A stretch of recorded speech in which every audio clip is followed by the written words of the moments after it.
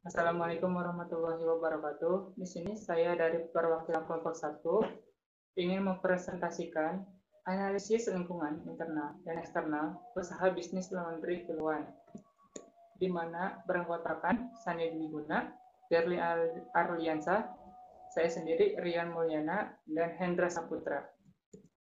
Untuk mempersingkat waktu, langsung saja ke materi, yaitu pengertian usaha rumahan atau UMKM, di mana UMKM adalah usaha yang dilakukan oleh masyarakat di mana aset yang dimiliki di bawah 200 juta rupiah.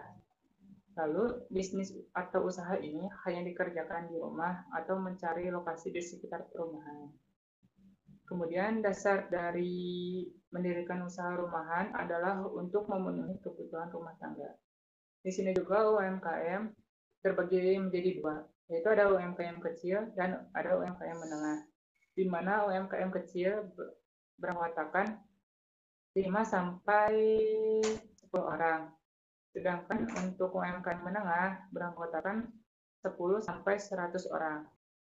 Di sini kelompok kami mengambil UMKM usaha laundry Kiluan. Kemudian ada analisa SWOT, di mana analisa SWOT adalah identifikasi berbagai faktor secara sistematis untuk merumuskan strategi perusahaan.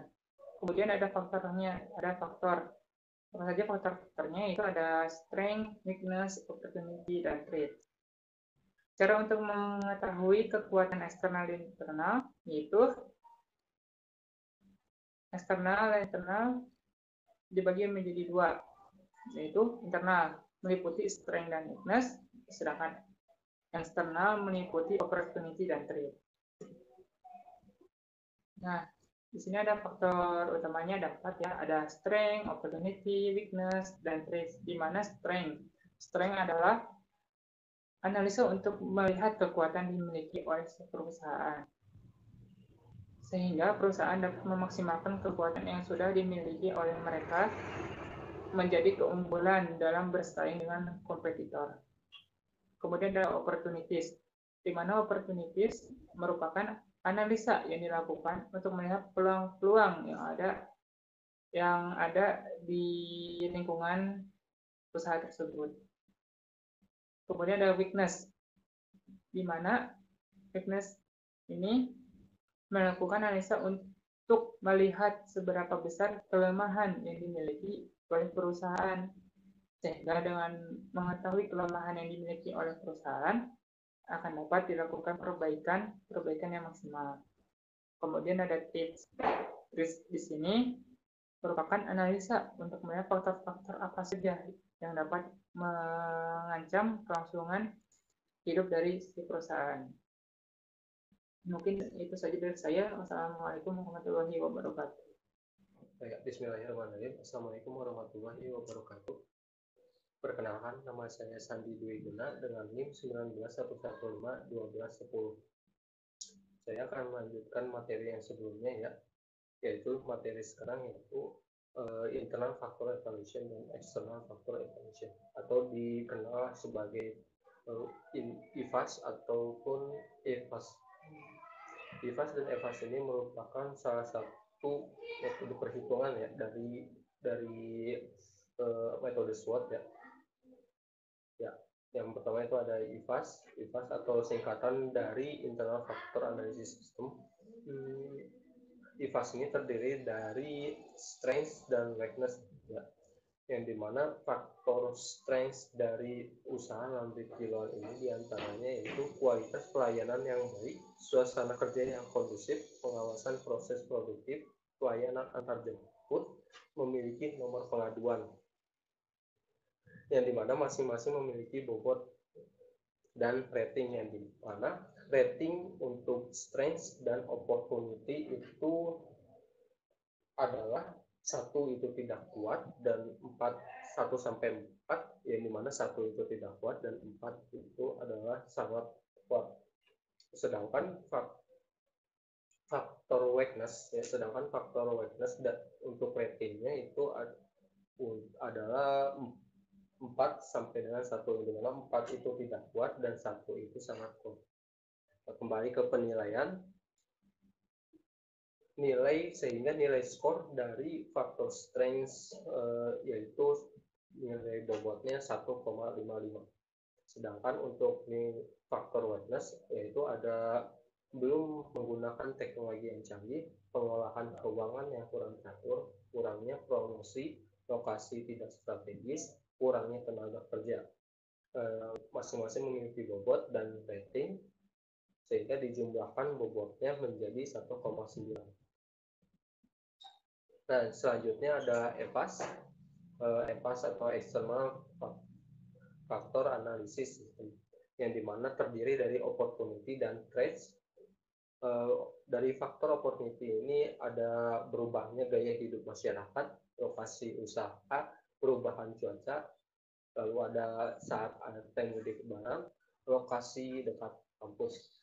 Masing-masing memiliki bobot dan rating dengan total skor yaitu 1,5. Sedangkan untuk threats-nya yaitu ada harga bahan baku yang selalu naik, sulitnya mendapatkan karyawan, harga sewa tempat yang selalu naik, banyaknya kompetitor, kualitas yang harus selalu terjaga. Masing-masing memiliki bobot dan juga rating dengan total skor yaitu 1,75.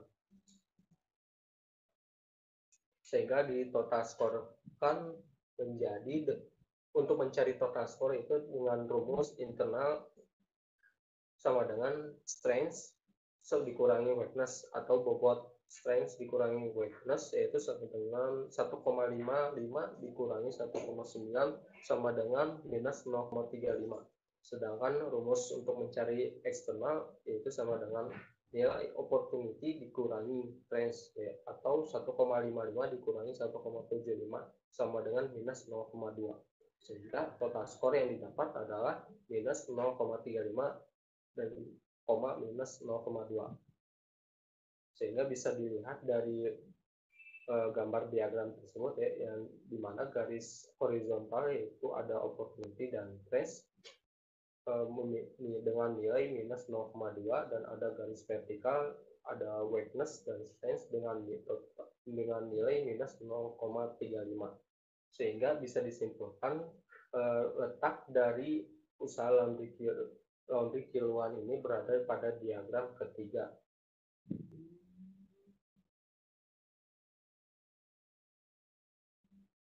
Diagram ketiga. Posisi ini mengindikasikan sebuah organisasi yang lemah menghadapi tantangan yang besar.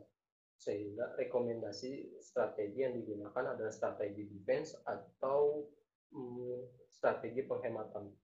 Kenapa memilih strategi penghematan? Kenapa tidak yang lain? Karena dilihat dari faktor strength dan opportunity bahwa usaha ini masih memiliki harapan untuk bersaing dengan kompetitor lainnya.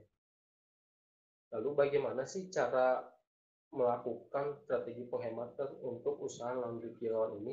Yaitu dengan cara mengurangi karyawan yang ada dan juga mengurangi fasilitas laundry pada usaha laundry kiloan tersebut. Berikut yang saya sampaikan. Terima kasih. Wassalamualaikum warahmatullahi wabarakatuh. Perkenalkan, nama saya Firda Aryansa. Di sini saya akan menjelaskan mengenai rekomendasi strategi. Rekomendasi strategi untuk usaha bisnis laundry ini yaitu strategi penghematan. Di mana strategi penghematan adalah tindakan yang dilakukan perusahaan untuk mengoptimalkan kinerja perusahaan dengan cara mengurangi jumlah aset, atau juga dapat melibatkan penjualan tanah dan pembangunan untuk mengumpulkan uang tunai yang dibutuhkan, memangkas lini produk, menutup bisnis marginal, menutup pasang pabrik, mengotomasi atau mengotomatisasi proses pengurangan jumlah karyawan, dan melembagakan sistem kontrol pengeluaran. Jadi maksud dari strategi ini adalah di mana perusahaan melakukan pengurangan lini produksinya ataupun dari segi penjualan ataupun bisa juga dari pengurangan karyawan. Nah, fungsinya agar perusahaan mempunyai uang untuk membuat perusahaan ini bisa bertahan dan juga bisa dilakukan penanaman modal kembali untuk modal perusahaan tersebut. Dalam perusahaan laundry ini, ketika perusahaan laundry ini hampir saja bangkrut, maka strategi penghematan bisa menjadi salah satu opsi atau pilihan ketika bisnis laundry ini akan mengalami kebangkrutan, yaitu dengan cara ya bisa jadi dengan memberhentikan pekerja ataupun seperti menjual mesin cuci yang ada misalkan tadinya 3 dijadikan 1. Nah, nanti yang 2 dijual itu bisa untuk digunakan modal kembali. Selanjutnya yaitu kapan sih dilakukannya proses recruitment atau bisa juga disebut 5 pedoman kapan dilakukannya recruitment. Yang pertama yaitu ketika suatu organisasi memiliki kompetensi yang jelas, berbeda tetapi telah gagal secara konsisten untuk memenuhi tujuan dan sasaran dari waktu ke waktu. Jadi yang pertama itu ketika tujuan dan sasarannya tidak terpenuhi. Yang kedua yaitu organisasi adalah salah satu pesaing yang lebih lemah dari industri tertentu. Jadi ketika perusahaan kita lebih lemah dari perusahaan yang lain, maka bisa dilakukan proses rekrutmen ini. Yang ketiga, sebuah organisasi terganggu oleh inefisiensi, profitabilitas rendah, moral karyawan yang buruk, dan tekanan dari pemegang saham untuk meningkatkan kinerja. Nah, ketika misalkan ada pegawai yang buruk daripada tetap dikerjakan, lebih baik kita berhentikan agar mengurangi pembiayaan untuk gaji karyawan. Yang keempat yaitu suatu organisasi telah tumbuh begitu besar dengan sangat cepat sehingga diperlukan reorganisasi internal besar-besaran. Dan yang kelima yaitu organisasi telah gagal memanfaatkan peluang eksternal, meminimalkan eksternal ancaman, memanfaatkan kekuatan internal, dan atasi kelemahan internal seiring waktu. Yaitu ketika manajer strategis organisasi telah gagal dan mungkin akan diganti oleh individu yang lebih berkompeten. Dimana ketika seorang manajer diganti, maka seorang manajer yang mengganti tersebut akan memiliki strategi-strategi yang lebih baru gitu dan akan melakukan perbaikan. Mungkin cukup sekian yang bisa saya sampaikan. Mohon maaf bila banyak kekurangan. Wassalamualaikum warahmatullahi wabarakatuh.